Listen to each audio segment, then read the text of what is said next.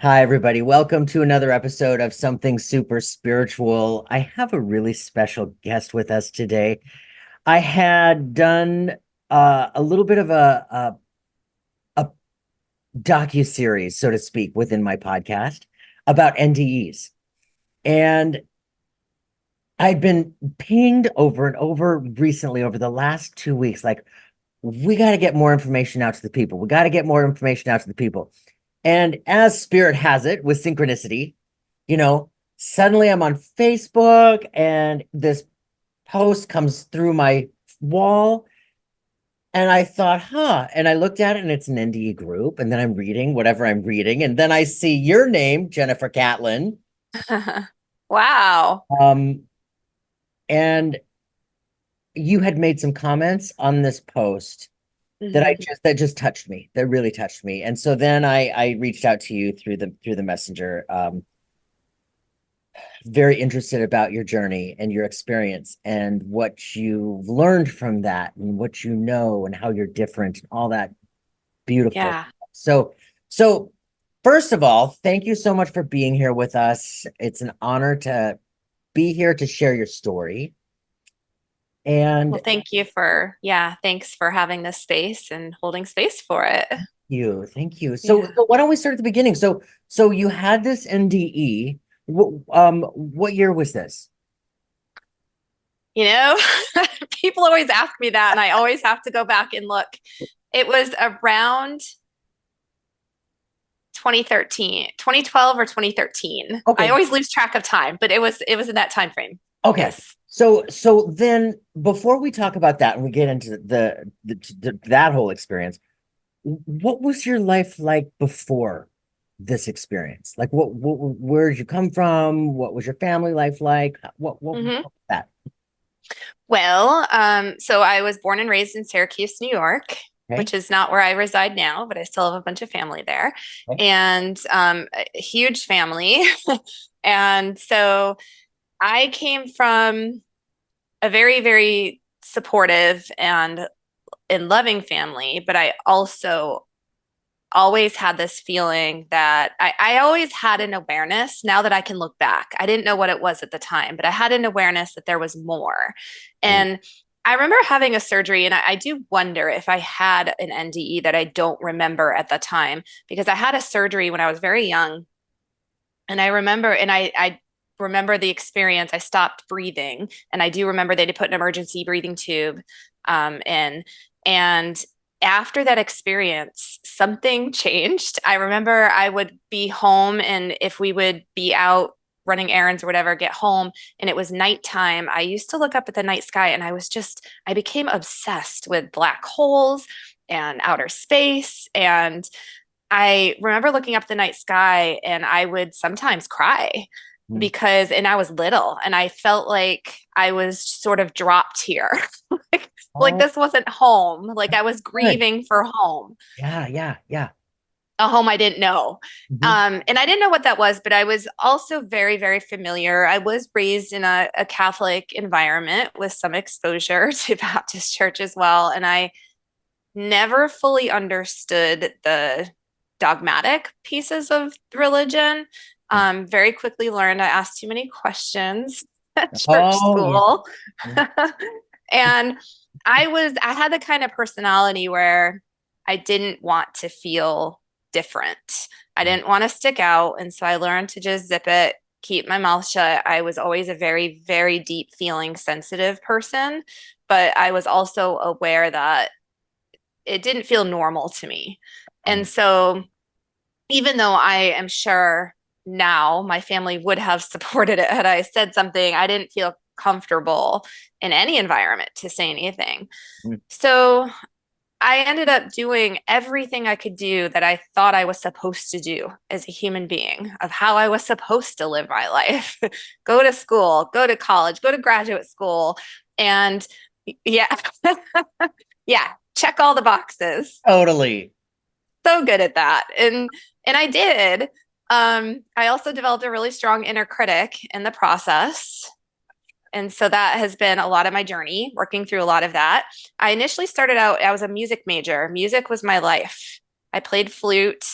Um, And it really was my life. And after a year of being in college for that, I just felt like this wasn't what I wanted to do as my career. It Sure. was kind of taking the love of music out, and I ended up changing majors, and I became a psychology elementary education double major, and then I went to graduate school for school psychology, and I became a school psychologist. Okay. So I was very much in that Western psychology world. Sure. Logical, Yeah, analytical mind. I totally. shut down all the spiritual stuff. I did do yoga teacher training in my 20s. So I had some exposure to some of that, but I wasn't into like past lives, or I wasn't deep into any kind of, you know, metaphysical type of practice. Yes. Understood. Yep. Yep. Yeah.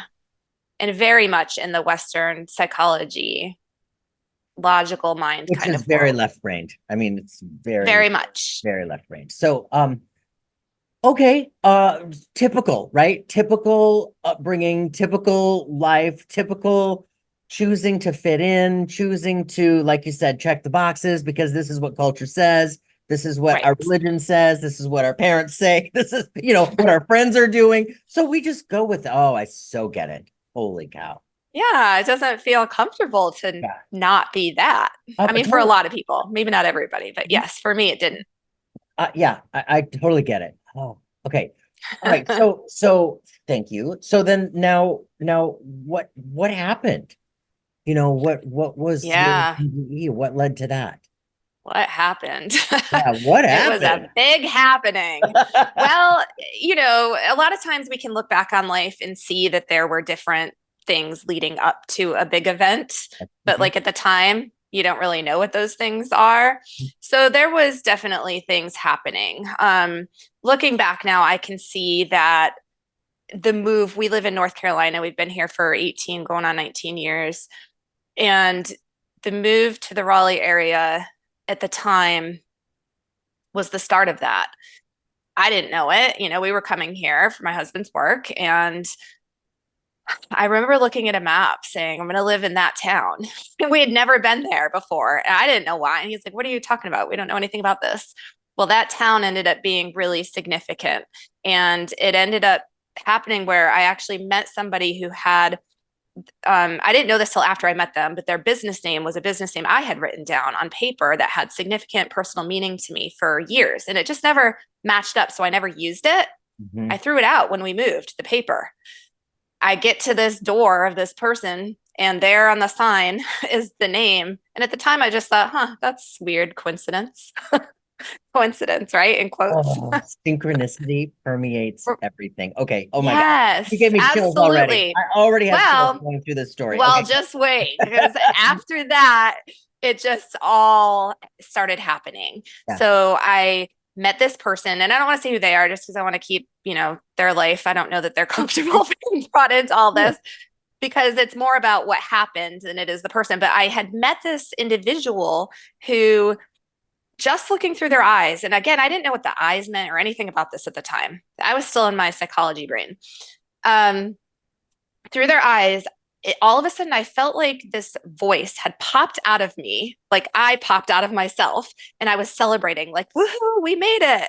And it was like I recognized this person. I knew them, even though I'd never met them before. Okay. And I'm sure you know what I'm talking about. I do. I do. Yep. Yep. Yep. Yeah. So I didn't know what was going on. Of course, I'm like here in my human mind thinking, what is happening? I Yep. thought I was going crazy and whatever. After that, things just started. I started experiencing what I now know are spiritually transformative experiences, like knocking me on over the head nonstop for a period of about 3 months. It was just one right after another, Yes. Yes. constantly. And there were times I would bump into this individual.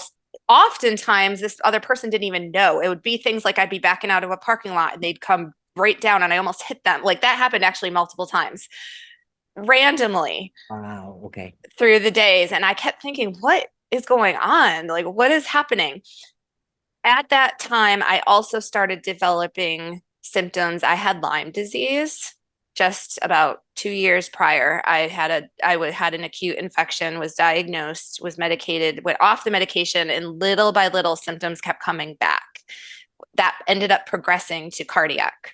Like I was having fibrillation. I didn't know it yet, but I was having all this cardiac stuff and gut paralysis and all kinds of things that started happening from the Lyme disease that had really just taken a toll on Wow. my body. Yeah.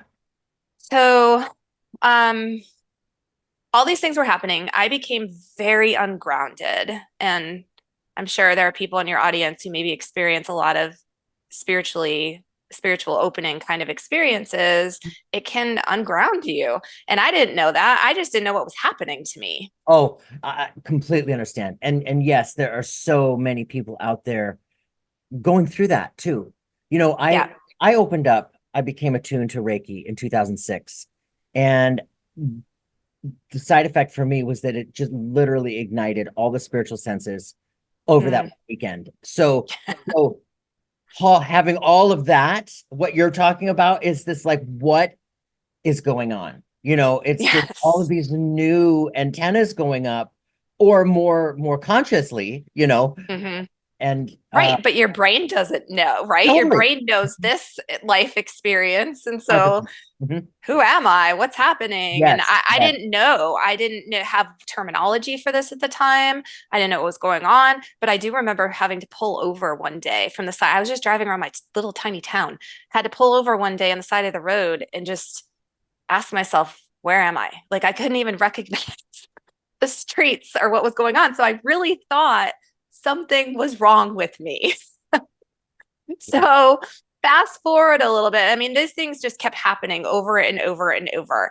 And I started even just asking, like putting out there, I don't know if anything even exists. I didn't know that if there was anything more at that time in my life. I questioned, but I hadn't really landed with it.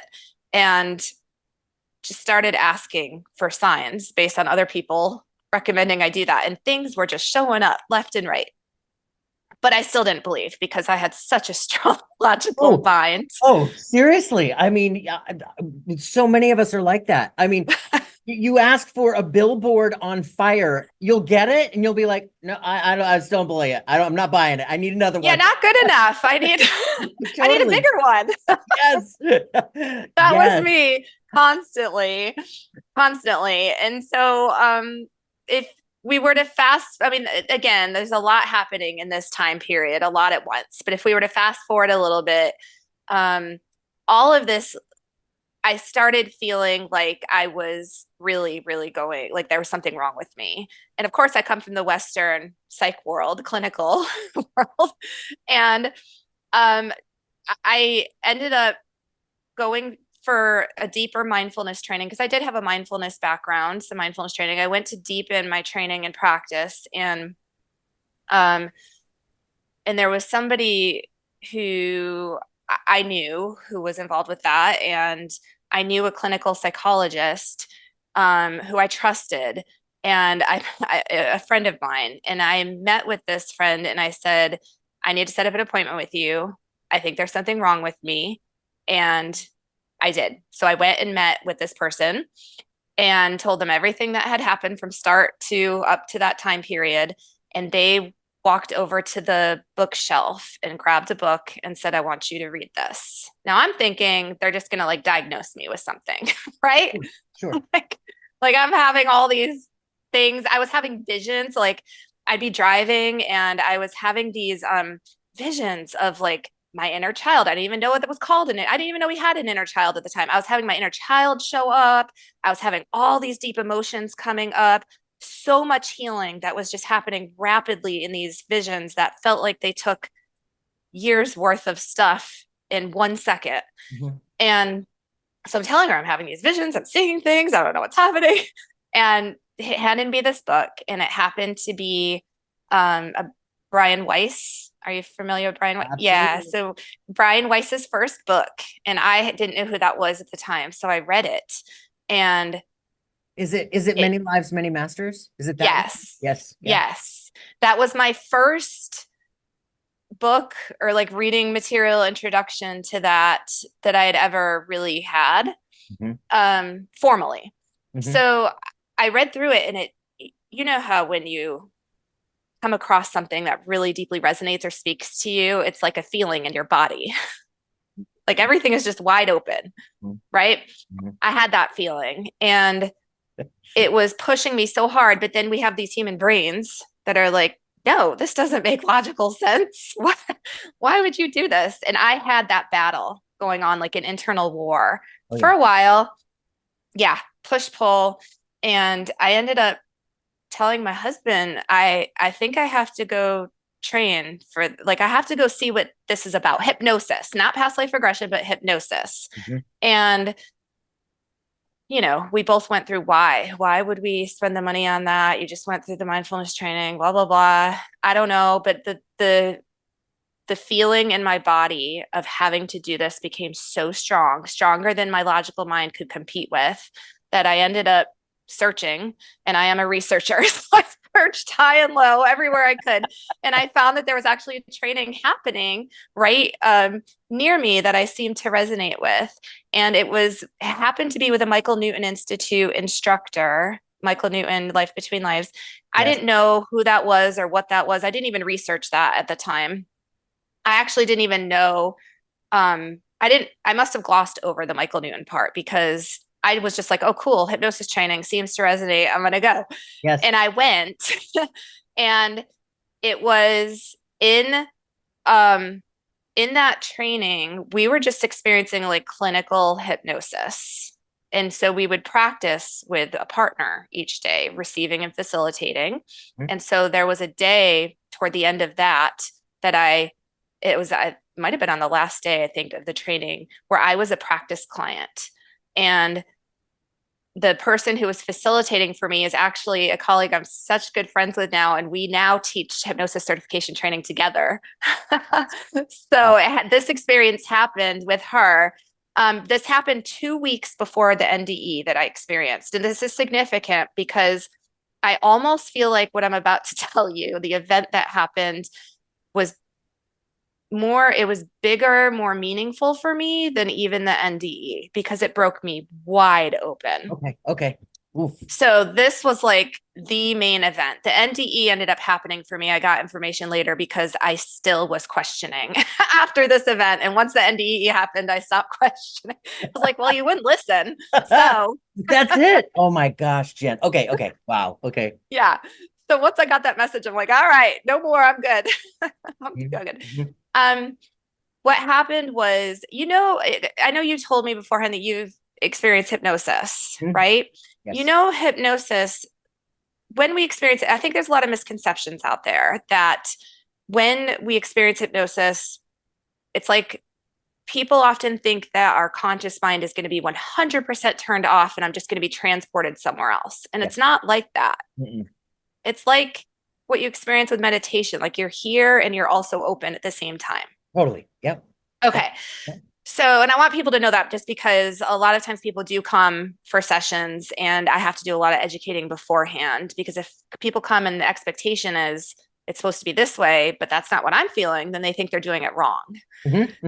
Right. Totally. Okay. So she's guiding me. And at this point, she's using a script. And in our practices, we're really off script. We were just learning at the time. So she's using a script. And something happened at the time. This is not typical, where my conscious mind 100% did turn off. I was gone. Okay. And I found the very first thing where I found myself, and she didn't know this was happening because we weren't speaking back and forth until later in the session. But I found myself in space and it was like I was watching myself. But as I watched myself, I was just a light being. Like there was no body.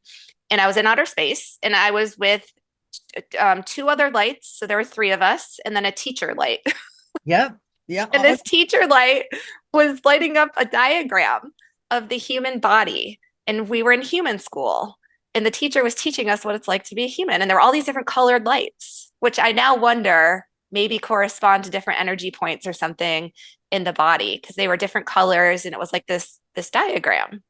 Yeah. And so as I'm watching this, again, I'm not conscious in the sense of being conscious of being in the room with the hypnosis facilitator. I'm like completely gone. And I'm just watching it saying, yep, like, yeah, this is what we do. Like Mhm. it was like a remembering. then the facilitator starts at some point asking questions, and this is what we do in hypnosis. Like now we're just completely off script and we just do a lot of dialogue with the person experiencing. So my conscious mind hops back and I start answering her questions, which have nothing to do with what I just experienced, because what I was experiencing was what we would consider a spiritual hypnosis experience. What we were working on in session practicing with was just building confidence, like Yes. very human stuff. Because Yes. I hadn't even had past life regression training at that point. Oh my gosh. Okay. So I didn't know any of this was possible for somebody to experience. And I say that going into what I'm about to say next, because I did not know this was possible. I could not have made this up Yes. if I had tried. I'm hopping back and forth. I don't even have awareness at the time I'm hopping back and forth in my conscious mind. I knew that later after I had looked back at the session, and that's when I completely freaked out. But had I had any awareness, like my conscious mind been aware, I know I would have not believed my experience. And I think that's why my mind completely shut off. Sure. It was like I was receiving assistance with that. Oh, completely. Oh, yeah, yeah, yeah. Yeah. Okay. So once we get through the questions she's asking me, she starts just doing some other script-based work, and I'm just listening. All of a sudden, I am gone again, completely gone. 0% in the room consciously. And I find myself on another planet. Okay. And I'm on this planet, definitely not a planet I would have. If you told me, like, imagine you're on another planet, I would imagine something a lot more beautiful, because it wasn't beautiful Sure. to our standards. Right. It's not what I would have chosen. But I'm on this other planet, and there are three, again, that number three beings in front of me. And these are not human beings. And yet, the initial reaction I had was, where have you been? Like, from the deepest heartfelt space, where have you been? Yes. I've been waiting for you. Like, what? And it felt like my family in the deepest sense of that word. Yep. And so it was extremely emotional for me. They were initially speaking in sounds that don't exist here on Earth, but I knew what they were saying. I knew everything that they were saying. Yep. And it had to do with there's more, like with the hypnosis beyond this. You can't stop at this training. You have to keep going. And there were a lot of messages around that, around what I was supposed to do. And then it ended up becoming telepathic. After some time, there weren't sounds anymore. We were just communicating telepathically. And then the energy I felt, that is the one thing I will never, ever, ever forget. It's like it just happened 2 seconds ago. If I just even bring my awareness back to that space, the energy I felt is what people feel, what I now know people feel in NDEs very often. It was like, I don't know if there was an atmosphere on that planet or not, but it was like if there was an atmosphere, the atmosphere was just filled with unconditional love. That's what it was comprised of. Okay. And I could feel that, and they were so loving. And after that, the facilitator in the room where I physically was started asking questions again, and logical mind pops back. Oh no, she starts, I'm sorry, not questions. She starts emerging me. That's right. She started to emerge me, like, come, it's, time to come back. She's bringing me back from hypnosis. Sure. Okay. Yeah. And I'm hearing her. So I pop back, and they're telling me, and this other, they're starting to fade, these beings, like my family, and we'll see you soon. And remember everything we've told you. And we have to go now.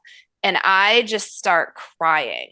The facilitator who's sitting next to me has no idea what's going on, because I haven't told her any of this. Sure. That she's working on like confidence building stuff. So I come back. I mean, just for context, like I come back, I'm crying more from grief than anything. I just felt like I was grieving deeply. Like I had found something I'd been searching for my whole life, but I didn't even know I was searching for it. Mm-hmm. And I just found it. Now it's gone. And I'm sobbing. So finally, when I'm able to speak, and she's like, "What's wrong? Like, did I do something wrong?" Yeah. Like, what did I do? Then my logical mind turns back on, and that's when I just completely flip out, because, there's this spirit side where everything is feeling amazing and right and whole. And then this human logical mind brain who doesn't know what the heck just happened comes back on. And I just start shaking because my nervous system just went into overdrive. And I Yeah. was shouting, "What just happened? What just happened?" For probably a good, I don't know, it could have been half an hour. It was a while Wow. before I could even like talk about anything. And when I was able to finally tell her what happened, she was the best person for me because I didn't know her well at this point at all. But she, everybody apparently, who everybody else in that training was there because they wanted to get to the train in Life Between Lives to the Michael Newton Institute. And this was a prerequisite. I didn't even know who Michael Newton was at this point. Yep. So I just, happened to be there. And she was able to walk me through this whole thing. I mean, she was like deep already into consciousness and that stuff, and I didn't know anything about it. So it was like I had, like, spirit gave me somebody who was right there. Now we're like really good friends and teach training together, but Mhm. somebody who was able to be there as a support for the human part of me that felt like I had gone crazy. Because when you experience something so emotional like that and it Yeah. feels so real, and I didn't even know that that was a possibility. Mhm. I literally thought I'd lost it at that point. Sure. And like, you're going to have to lock me up. Yeah, yeah, yeah. Oh, yeah. Yeah. Yeah. So that was the big, big STE I had. Then we had a couple weeks of a few weeks of a break before the next segment. And it was in that time I had the near death experience. I was driving down the street. I was driving in my car and I suddenly felt like I'm going to pass out. Like I just knew I was going to lose consciousness. I didn't know at the time I had afibrillation, but I did. And so my cardiac stuff was driving that. And I was able to get my husband on speed dial enough. I couldn't even think to call 911 and somehow asked it. Like, I just mentioned the road I was on where I was, quickly call an ambulance. My gosh. And yeah, so he received that phone call and I had enough warning to pull over. And, um, I could tell when I was talking to him that my words were slurred. They felt clear to me, but I could hear that they weren't clear coming out. Mhm. It sounded stroke like if somebody were having a stroke, and half of my body became like paralyzed, just like it would with a stroke. Okay. And my arm curled in, like I couldn't move it. And then I lost consciousness, and I remember saying, if anything really does exist, I still didn't believe at the time. If anything really does exist right before I passed out, please help me. And that's when I found myself out of my body. And I know in some near death experiences, because I've worked with a lot of people with NDEs as well, um, a lot of people report looking down or like seeing their body. I wasn't noticing my physical surroundings in my human life at that point. I was in outer space just immediately. And I was in my NDE is a little bit different than, because I didn't go deep, deep, deep into that unconditionally loving space. I felt very supportive, loving energy around me, but wasn't having all the communication because I was actually told not to leave and to go any further. I found myself in space. I didn't have a body. Had zero fear at this point. I was good. I Mhm. knew I wasn't in a body. And I was surrounded. I had a 360-degree view. I was surrounded in this container it was like a gem-like structure of these really tall gemstones, is the closest thing I can describe it. And they were very, very vivid in color, in colors that don't exist here. Understood. Yeah. And I don't have words for them because they don't exist here. So I don't even know how to describe them. Mhm. Some of the colors do exist here, but there are other ones that don't. And I could feel a lot of energy. Like I was in the middle of this container. It was open at the top to space, and I could feel a lot of energy just pouring out of these stones. And I could feel other energies of beings outside of the container that were supporting the energy of it. And the energy was like somehow sustaining my energy. And it was sort of holding me there. And I heard a voice. I don't know what voice people ask. I have no idea. Not with my ears, obviously, but I heard a voice, and it was just, it very firmly, do not leave this place. Do not leave the container. And I knew, it was just an inner knowing that I had free will to go. I could go. It was open at the top, but I also knew if I went, I wasn't coming back. And I knew that wasn't supposed to happen. So for me, it didn't feel like a rule I didn't want to follow. It just felt like this is what was supposed to happen. Like, Sure. don't go any further. And so I chose not to, but I could feel there were other beings around. I don't know who or what. I just could sense them, and I could definitely feel the energy. And it was almost like it was sustaining my life, but also my body in a way. Mm-hmm. And the next thing I knew, I was being pulled out of the car. The ambulance had come, and then I regained consciousness. I got super sick on the way to the hospital.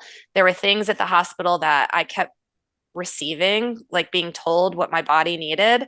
And they're like, no, we ran blood work. You're fine. You don't need that. And your electrolytes are fine, blah, blah, blah. Well, eventually I kept passing out again at the hospital, and I was barely conscious.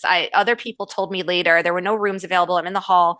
Other people told me later that when they finally gave me what I was asking for, I popped up like nothing had happened at all and was completely fine.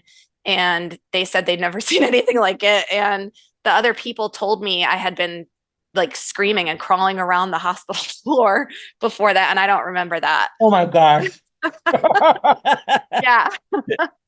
So I do remember when I like came to, and it was like I was fine. They ran CAT scans. They didn't find, there was no stroke that happened.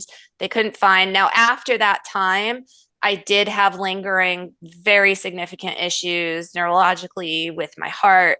And it really wasn't until I processed a lot of my own life story with somebody subconsciously, like I worked with somebody on that, that I had been searching for 6 months at least for the right treatment of what I needed. And it wasn't until I processed through that suddenly what I needed showed up. And then I was able to recover and get better. So that's a lot. Yeah. Oh my God. Yeah. Yeah. Um, And there's so much within that I didn't even say. Those are the big elements yeah, of it. But yeah. there was a lot of stuff happening at the time. And I stopped, once I finally received the message I needed to know, I stopped running into the person who I've not seen that person since. And it was like that person was, what I was received was there as a reminder to me. Like it was almost like, hello, wake up, wake up, wake up, wake up. And it Yeah. wasn't until I really understood what that meant Mhm. that I didn't need to run into them anymore. Oh yeah, it's so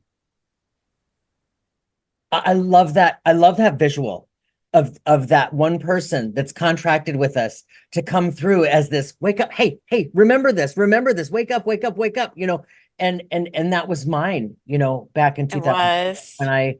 when I became attuned to the Reiki. And Oh, I mean, and there are so many of us where when we wake up to the truth in who we are. yeah. And some of us, it requires the billboard on fire, as with an Yes. NDE. I didn't have an NDE, but those STEs, the spiritually transformative experiences, holy smacks, I still have them, with Yeah. meditation, like the things you were talking about, being in what feels like space, been there, seeing the Yeah. people that are the light beings, they're lights, but Mm-hmm. they're not, but they are, been there. Mm-hmm. Seeing Mm-hmm. those colors that you can't describe. Yeah. I'm hearing the music on the other side, but it's not music, Yes. here. It's Yes. I not. could feel sounds. It Yes. was all like Oh a my feeling. God. Yeah. Totally. Mm-hmm. Totally. Um, Yep. and it's incredible. So It is. And it's so beautiful. And one of yeah. the things I think that's so important, um, in the IANS, I don't know if you're familiar with that group, the International Association for Neuro Study. Yeah. So the conference this year is actually, I presented last year. This year, they are doing a conference specifically on the after effects of NDEs and STEs. And what I'm finding is a ton of people are having STEs, but they're afraid to talk about it because Right. they're in the same space, right? Like 100%. something must be Yeah. wrong with me. What's going on? Or analyzing it. Like, did this really happen? And yet, what research has shown is that the after effects of STEs are the same as the after effects of NDEs, minus the physical recovery. Although Yes. sometimes it can be a physical illness that sparks it, to happen in the first place, but same exact after effects. Yes. For those of you that aren't familiar with IANS, it's International Association of Near-Death Studies, right? Mm-hmm. Um, Yes. and they do conferences all over the world. They do Mm-hmm. tons of in-depth, super sciencey research. Yes. It's I not love it. new research. Yes. It is super sciencey research where they are truly building this bridge between this Yes. this left brain and right brain, Yes. recognizing that there is something there, and they're getting closer and closer to truly finding to it's just amazing. Yeah. And I will say, as somebody who has a very logical human mind, I've learned how to balance that with my intuitive self now and to utilize both pieces together. But as somebody who comes from a logical minded brain, I appreciate the research that they do. I'm not a researcher myself, but I very much appreciate having research because my logical mind loves that. Yeah. But I've met a lot of these researchers, and they are not the typical woo-woo out there people. You can tell they are hardcore Yeah. researchers. Yeah. Yeah. Hardcore skeptics doing the work to find the meaning and the why. Yeah. How is this? It's incredible. It's changed a lot of their lives and perceptions of How could it not? the afterlife too. Right. Yeah, how could it not? Doing this Right. that I do now after 18 years, where I'm a medium, and I, Mm-hmm. very, very much into bringing through the evidence, and it's that evidence-based information that Yeah. obviously I would never know as the person sitting here talking to your people in spirit, or supposedly That's talking to right. people in spirit. You know what I'm saying? But there's Yes. the people that are researching that are also Yes. discovering that there is absolutely something happening. And Yes. And that we have not to this date been able to pinpoint a location in the brain where memory exists. They cannot. They've dissected the brain over and over and have not been able to pinpoint that. There is research demonstrating the belief that consciousness is not local to the brain. Our brains are, I kind of use a metaphor almost like a computer or radio that's like tuned in to a specific station in consciousness. yeah, And that station can change when we shift our underlying deep subconsciously held belief systems too. And that's where we get into manifestation and physical reality changing and all kinds of things like that. But oh, it's so interesting. And Michael Newton did a ton of research in the 60s all for years with over 7,000 people in yes. hypnosis. Okay, so you actually went to right where I was going to go. So Oh, for good. those of you who don't know Michael Newton is a researcher, like she said, from the 60s, the 70s. He wrote this book called Life After Lives. And that was in the Journey 70s. of Souls. Journey of Souls. Oh, right, Journey of Journey of Souls. Souls.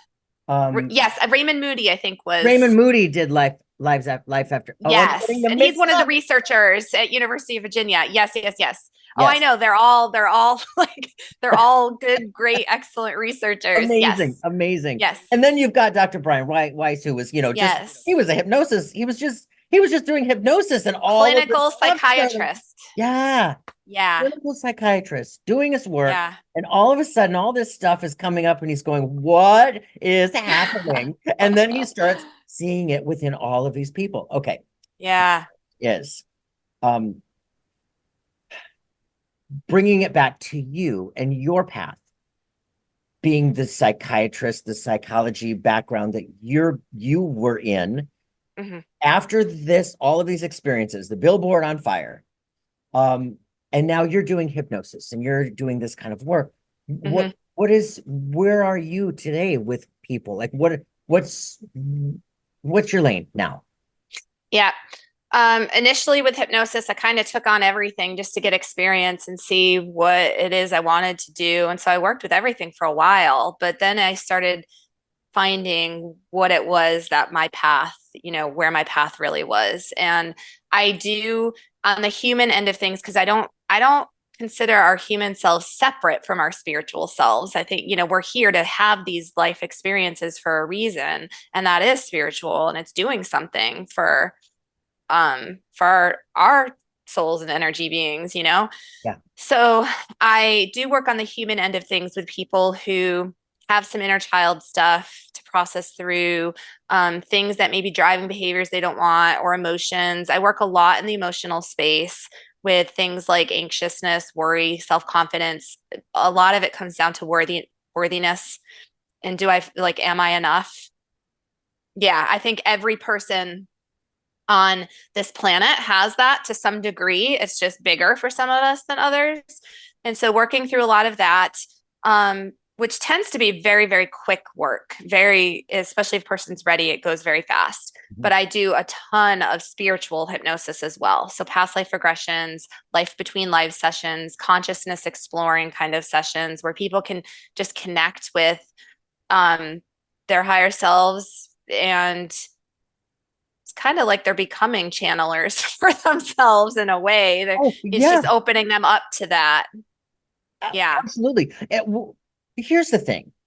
First and foremost, fundamentally, we are a spiritual being, period. Yeah. And we are this eternal spiritual being living in this body that Hmm. we have come to believe that this is real life, that this is Right. Like this is what we it, identify with. right? Yeah.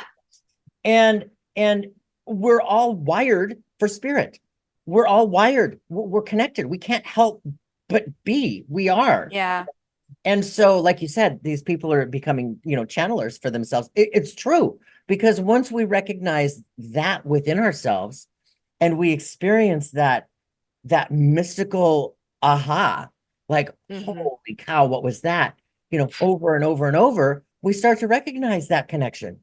And Yeah. we're all dialed into that channel, so to speak, or however many Absolutely. channels there are. There's Yes. absolutely we are.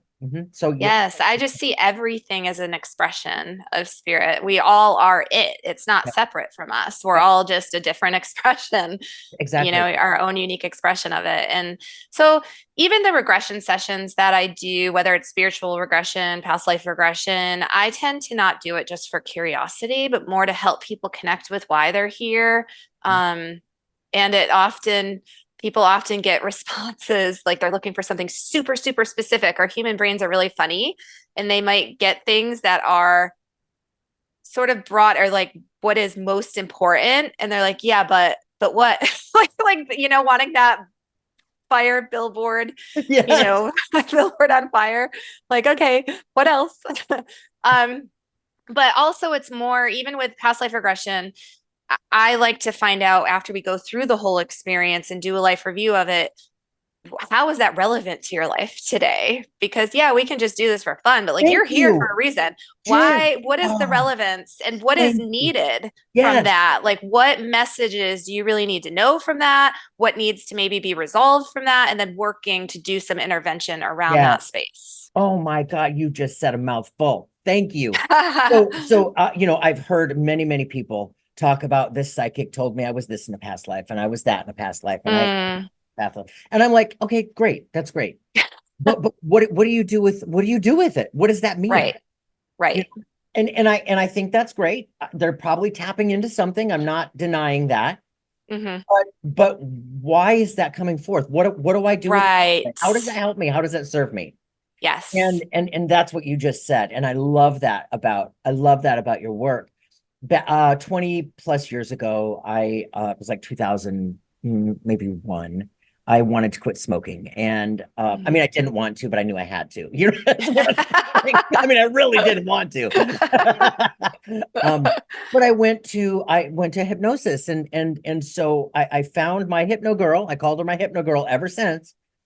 And it started with that. And then I saw her for like I don't know, 12 or 13 years Hmm. where she was my therapist, rather than Hmm. seeing a counselor therapist, I would see her as my therapist. And she studied with Dr. Brian Weiss. So Mm. I was experiencing these past lives with her as well. Hmm. And we would come out of that and like, okay, well, what do we do with that information? And we would talk about, the visions that I had seen, or memories that I had seen, and and how it was so not where I am today, but how it pertained to my feeling of lack of worth, lack of self-acceptance, lack of um Yes. I'm not enough. I mean, or I'm Yes. and how it There's just stuff that can even happen in the womb holy around that we don't realize we're carrying. I mean, there's just, it can come from so many spaces. Yeah. yeah. Yeah. My point in saying all of this it's huge. This work is it's Yeah. enormous. It is enormous. It is. It's everything. It's everything because if we could logically think our way out of emotions we feel, if we could logically think our way out of thoughts we experience or behaviors, then we would do it. But it's not coming from the logical mind space. It's coming from a deeper place, Mhm. and being able to access that and also move into the broader perspective that we are all whole and complete as we are.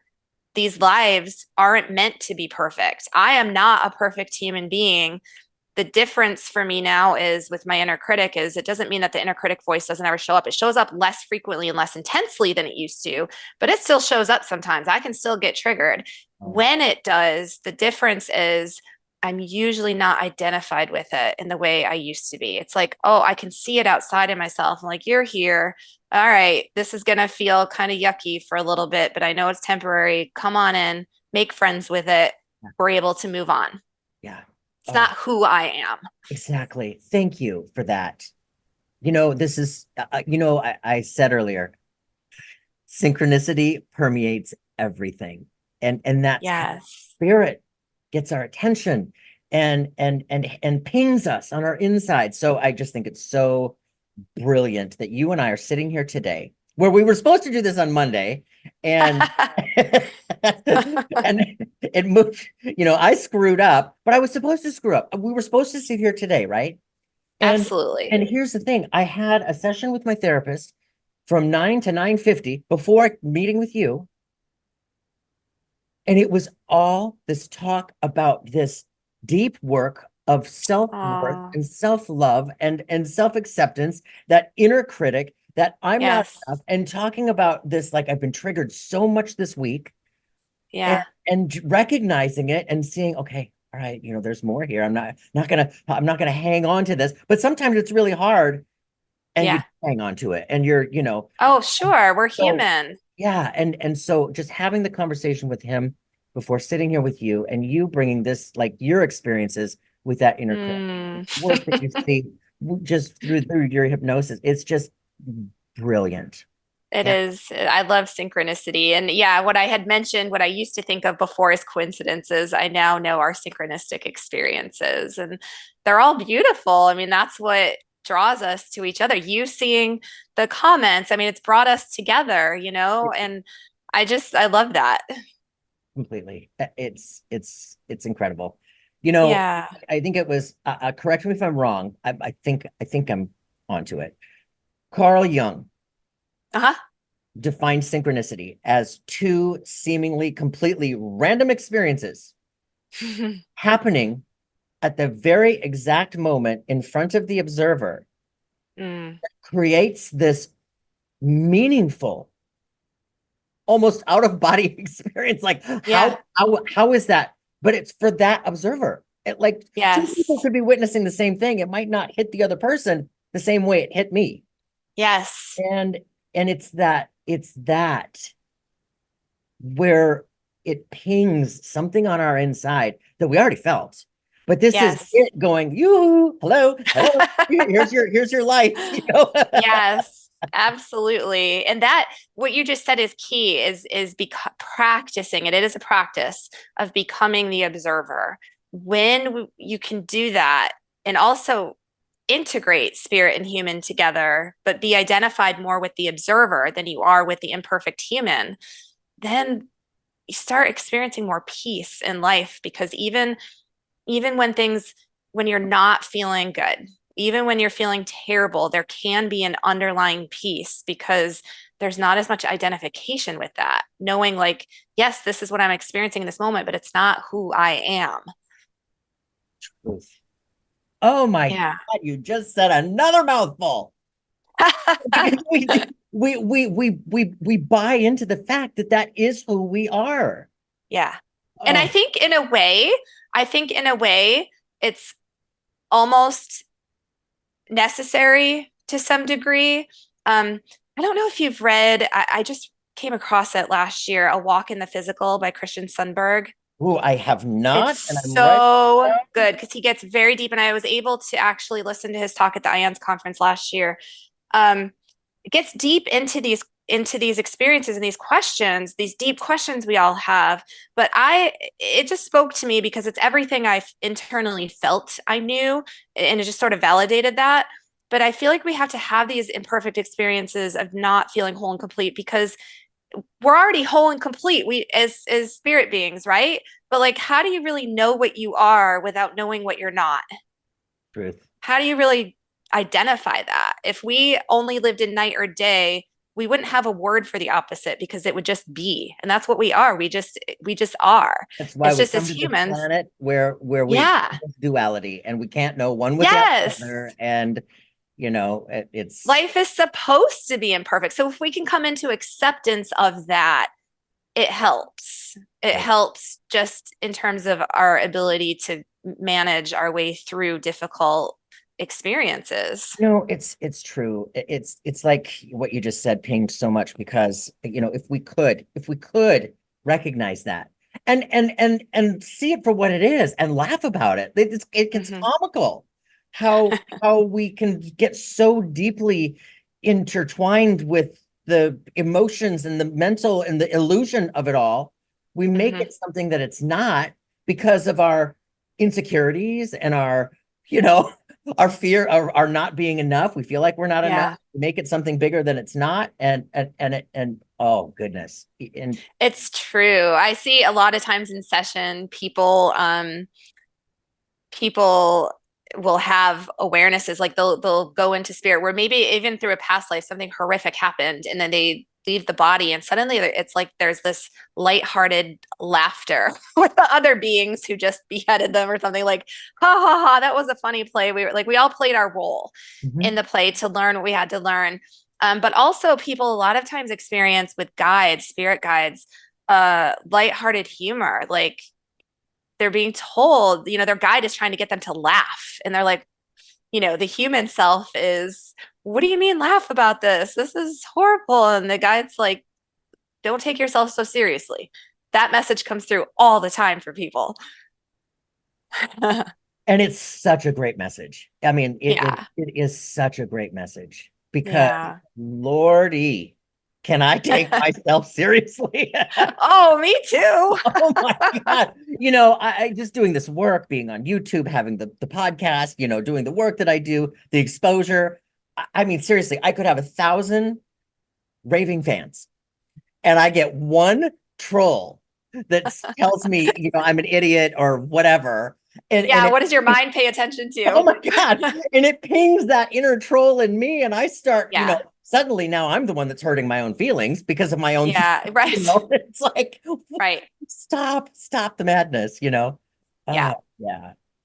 I do see others though as being a mirror. That's one of the things I've gained over the years too, is Yeah. that I'm not perfect at this. There's times I get sucked in the moment, but as much as I possibly can, try to take a step back in those triggering moments and ask myself, what are they showing me that's unresolved within myself? Mhm. Thank you. Because it's like they're mirrors for us, just reflections. We're always reflecting to each other Yes. to help us Oh, get closer to home and to get closer to ourselves. But that doesn't mean it's easy. no, that is doing the work. And that's why we're here. We're here to do Yeah. that work, that self-awareness, that self-realization, the self-actualization, walking the talk or talking the walk or whatever the phrase is. You know what I'm saying? Yeah. And here's the thing, like, and this is one of the things I just said to my therapist. It's like, you get to a point in life where you do recognize all of that in the past, and you're through therapy or whatever modality, you're consciously addressing it, right? You're working Mhm. through it, and you're healing, and you're growing, and there comes a day where you're like, I have healed. 5 minutes later, you're triggered and you're like, oh, damn it, I'm not healed. Knew where you were going with that as soon as you said that, because I remember the moment I was like, oh, I feel Yes. great. This is great. And then it came back at some point and I thought, what? I thought I already worked through this. What's going Totally. on? And that's why when I work with people on human stuff, I always tell them now, this work is not about making that inner critic voice or anxious voice or whatever voice it is go away. It's more about when it shows up, how are you in relationship with it? How are you relating to it? Are you trying to get it to go away, push it away? Because that actually causes more of it to continue to show up. And this gets into a whole other thing, a whole other topic. But yeah, in terms of that true healing, it is about making friends with those parts of ourselves. Yes. And when you can love them unconditionally for Ah, even how horrible they feel, that's where the peace comes, because then you love all parts of yourselves, the shadow, yes. all of it. Yes. The within my meditations, within my own silence, and I am addressing all of those.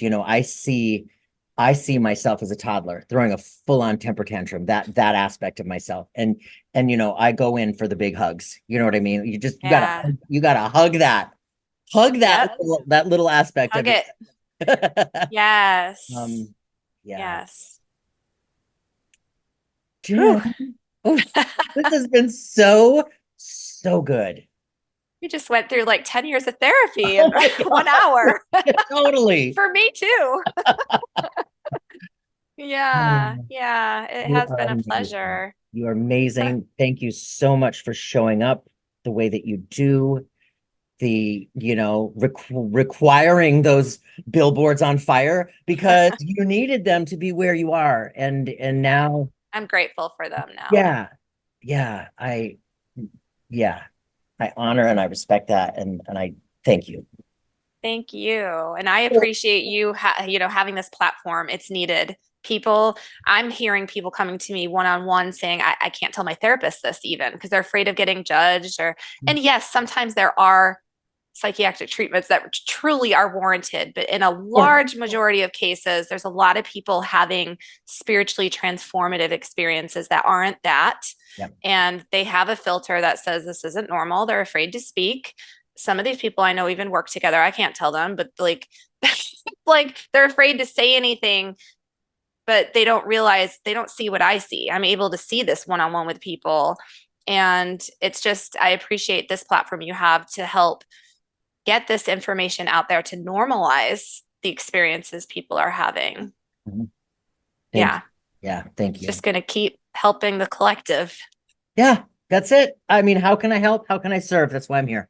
Yeah. Mhm. Yeah. Okay, so before we go, please let everybody know where they can find you and They can find me. Oh, go ahead. yeah, where they can find you and what you have, your services to them. Yeah. My website is Jen Catlin, JenCatlin.com. And that also links to my hypnotherapy certification training. If anybody wants to train, we teach all the way through past life regression, along with working with the human stuff that we talked about. And I train with my colleague. I have a Facebook group, Soul Aligned Empaths and Sensitives, that people are welcome to join as well. But everything is on my main website. And so you can find contact info there too. Fabulous. Yeah. Thank you so much for I having just me. like This has I been just a lot of fun. I feel like I could talk to you forever. oh, we totally could. In fact, I I could was go just six more hours and we totally. I wouldn't was be. just gonna ask if you would please come back. There's I would love so to. much that we can talk about, Oh, and yeah. would love to have you on as a regular and just um share because Yeah, we can talk and go and go and go for days. absolutely. Yeah, I feel the same. I would love to come back. Thank you so much for being here with us. You guys, you've been watching another episode of Something Super Spiritual. I'm so grateful that you have been here with us and plugging along on this journey as we're all really just trying to figure it out. And at the end of the day, we are really just walking each other home. 100%. All right, you guys, I love you to smithereens. Thank you so much, Jen, and I will be talking again real soon. I know it. Okay, great. Thanks. Thank you again for listening to the Something Super Spiritual podcast. If you know someone who would enjoy this episode, please do share it with a friend. For show notes, links, and to purchase a mediumship reading, my website is somethingsuperspiritual.com. You can also easily subscribe and follow the show on your favorite app, sign up for my newsletter for bonus content, and to keep the conversation going, you can easily join the Facebook community. It's all right there at the website, somethingsuperspiritual.com. Signing off for now, namaste.